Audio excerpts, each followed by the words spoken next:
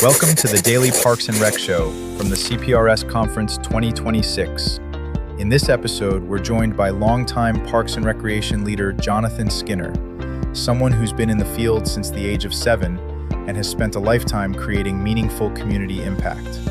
From shaping youth leadership programs to building thriving senior communities, Johnathan shares how Parks and Recreation truly serve as an essential service, bringing people together, creating memories, and changing lives across generations.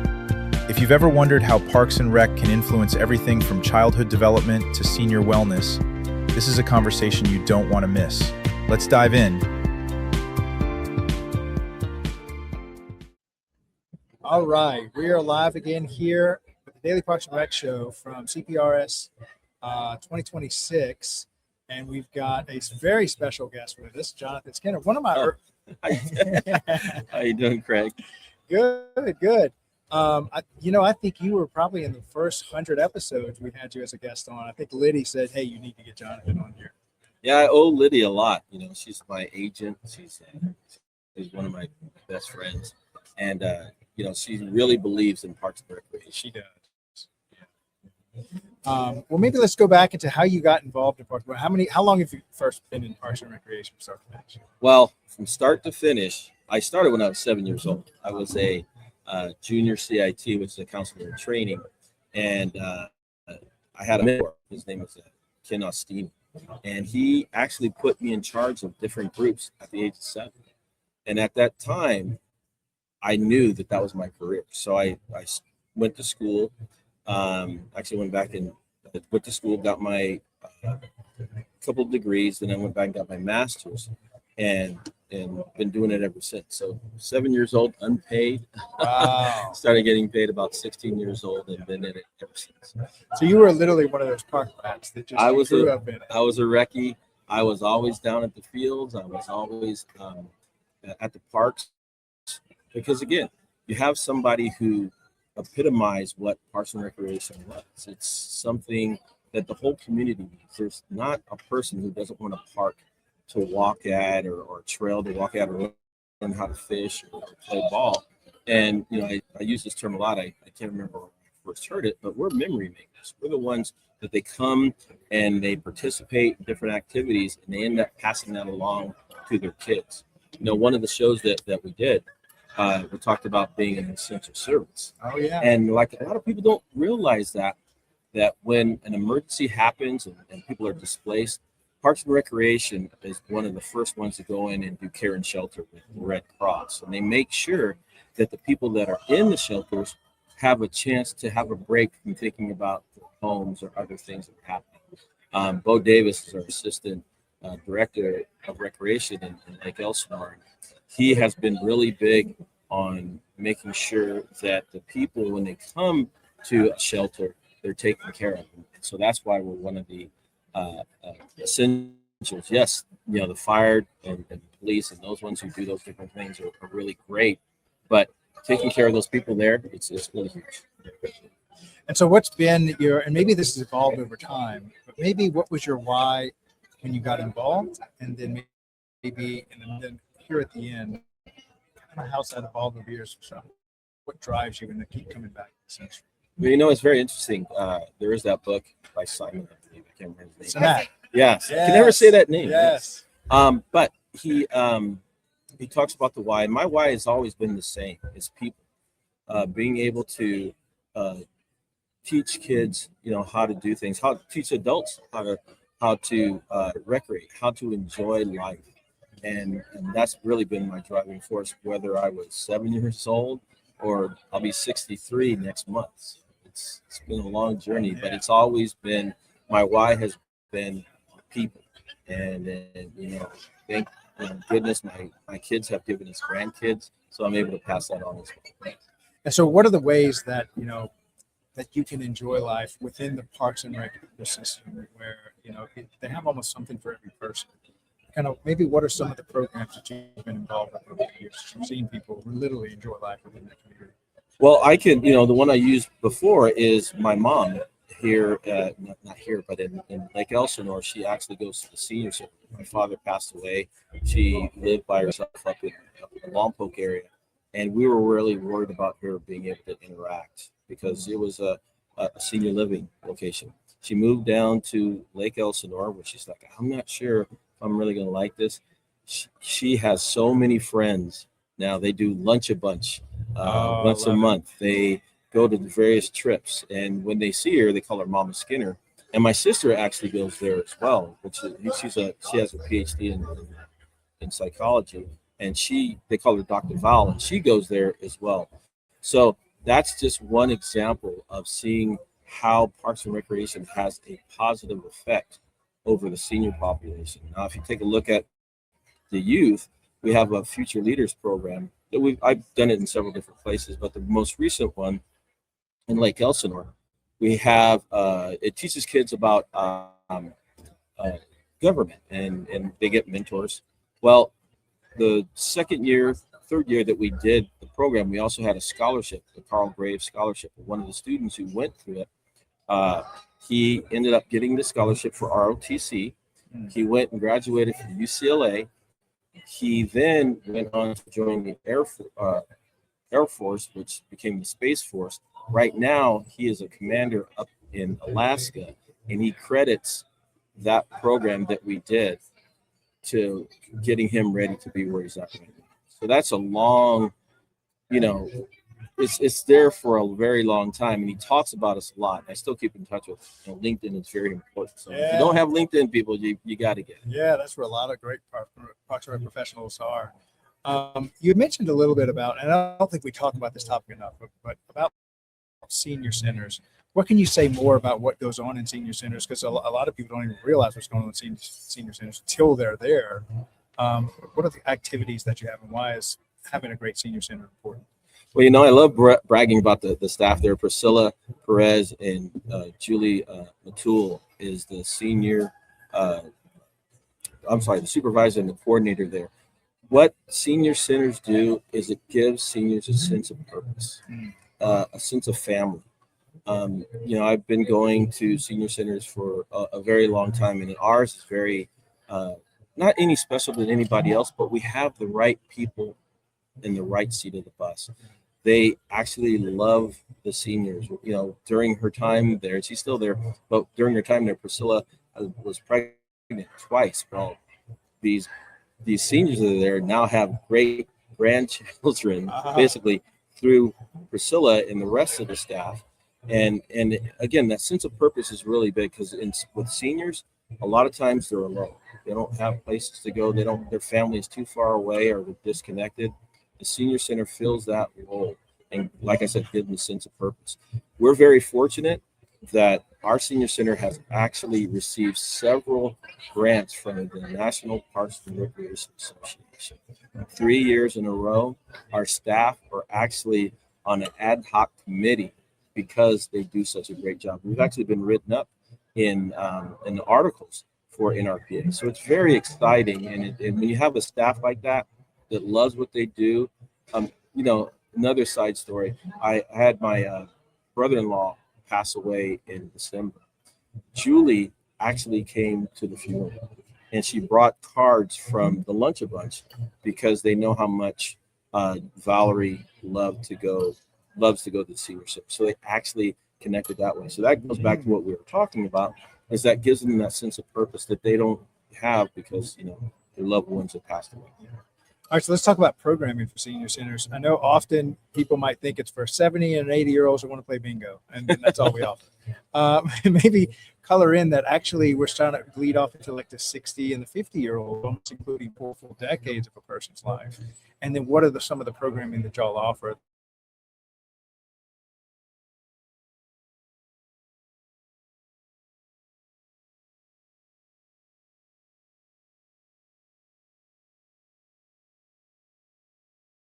Adobe's in. There we go. All right, we're back. Okay. So we have Senior Olympics. And one thing, like you said, they think they just go there and knit and do those kind of sedentary things. They actually get very, very active with, they do chair volleyball where they actually use a balloon and tennis and fly swatters actually to play. The grant that we got from NRPA, we have a very active senior fitness group that comes in. I myself and some of the staff wanted to see, okay, it can't be that hard. They wore us out. It was an hour program. They wore us out in the first 20 minutes, and they were still going at the very end. So it's an opportunity for people to be active. We also have an intergenerational program that we work with the local high school, and they come in and teach the seniors about computers and how to interact. And Priscilla and Julie do a lot to do senior protection. So they'll have, the usual health ones come in, but they'll also have, the sheriffs come in and talk about how to make their houses safe. And firemen that shows them making sure they have positive routes to get out of their house if there's a situation. We actually do a very robust tax program over there that they don't get charged for, and they're able to come and get their taxes done. But they're very, very active. They're very into the city, so they'll be coming to city council to tell city council what they need.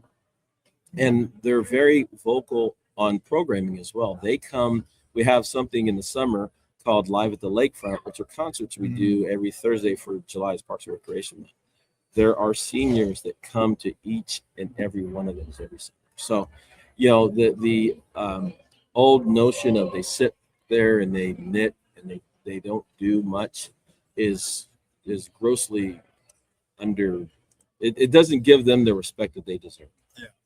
Now I know something special. Like there's rumors that you love to fish. Oh yeah, a little bit. And your community has like a big lake, and that's kind of really a part of the community and what it does and everything. So maybe speak about those communities that have a body of water that's kind of part of their Parks and Rec system, and kind of what are the programs y'all offer over there? Well, our lake is the largest lake in Southern California, largest natural lake in Southern California. It's 3,000 surface acres, 14 square miles.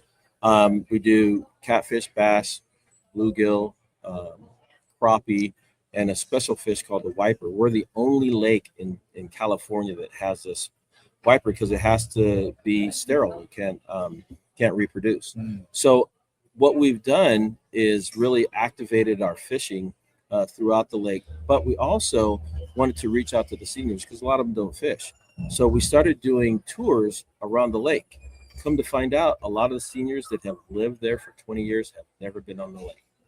So myself and some other staff, and we do kind of like the universal tour on it, and we talk about the lake and different things that could happen on there. We actually hold a world record on the lake for the longest phone call made on a jet ski behind a blimp. Oh, not many places can brag on that, but we are called the action capital, sports capital of the world. We now have some great jet ski competitions that are coming. We also have skydiving that's already there, but they actually do competitions there. We have our motocross that just reopened by private industry, and then we have an ice rink that's there. So we have all these different kind of things that come together with the lake and the sky and the ice, and we have our own baseball team. Not many places have a lake, a baseball diamond, and skydiving all in the same place. Fantastic. All right, so I'd like you to spend the last few minutes. Imagine you're in front of a class of undecided college kids that maybe don't realize that this is an industry you can dedicate your life to and that it's super fulfilling for those that do. What kind of testimony would you give to the industry, and maybe encouraging words to college kids to volunteer? And there she is. That was the executive director running the whole show over here, so she came and said hello.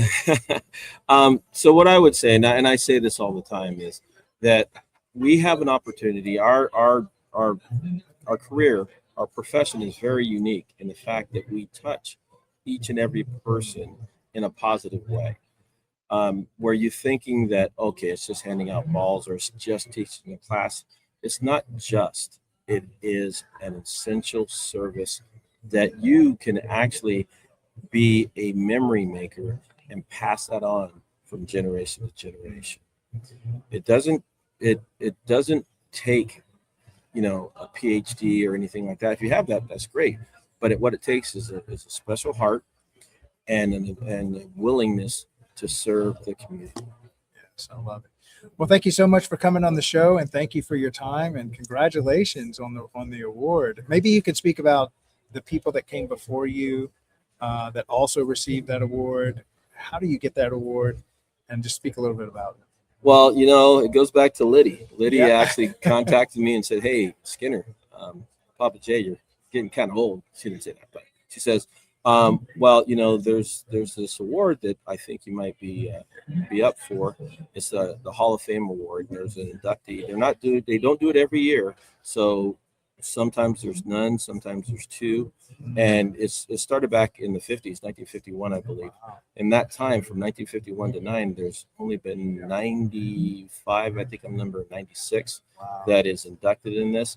And what they look at is at the body of work. I'm very humbled that Liddy would think that highly of me, and she reached out to some of my colleagues across the internet and across the city. Craig was one of them, and the boys from Reckless, another podcast, and some of my friends. Actually, Kyla Brown, who's the past president of CPRS, actually was on it as well. And they did a testimonial video that was submitted along with an application as well. And, I guess all the stars aligned. And, like I said, I'm very humbled to have it. I wore my jacket from when I was at CSUN, Cal State Northridge. Back in the day, I got this outstanding alumni. And I was really surprised back then. I thought that was the pinnacle of my career. Yeah. And apparently, I guess I can get a couple more. So I'm very humbled. I tell our team all the time, it's not one person, it's everybody that's there. And that everything that we do, making memories with people, is why we do. So that's my why. And I'm very fortunate to be able to do it. Well, thank you so much for coming on. You're welcome to come back anytime. And then we may actually be trying to do something together to maybe create a show for people like yourself that are kind of speaking about Parks and Rec and want to be a spokesperson for Parks and Recreation. Love to create contact with you later. Well, Craig, you got my number, so I can't get away from you. I'd be honored to do that, sir. Fantastic. Well, have a great rest of your convention. Well, thank you so much. Thank you, Jonathan. Are you a vendor, brand, or service provider ready to connect with the heartbeat of local communities? At DPRS Media Co., we tell the stories shaping parks and recreation across America. Through podcasts, live streams, videos, and newsletters, we reach frontline leaders, city directors, and decision makers every single week. From youth sports and facilities to programming and policy, our audience is your audience. Sponsoring or partnering with DPRS Media Co. puts your brand in front of the professionals who build, budget, and buy for their communities. Launching a new product? Growing your presence in public spaces? Targeting cities, counties, or departments? DPRS is your trusted media partner. Whether you're in software, turf, aquatics, robotics, smart cities, or special events, partnering with DPRS puts your brand in the story. With commercials, interviews, social campaigns, newsletters, and live shows, we're your media team. Partner with us and grow your impact in the $200 billion Parks and Rec industry. DPRS Media Co. Stories that move Parks and Rec forward. Your audience is here. Let's meet them.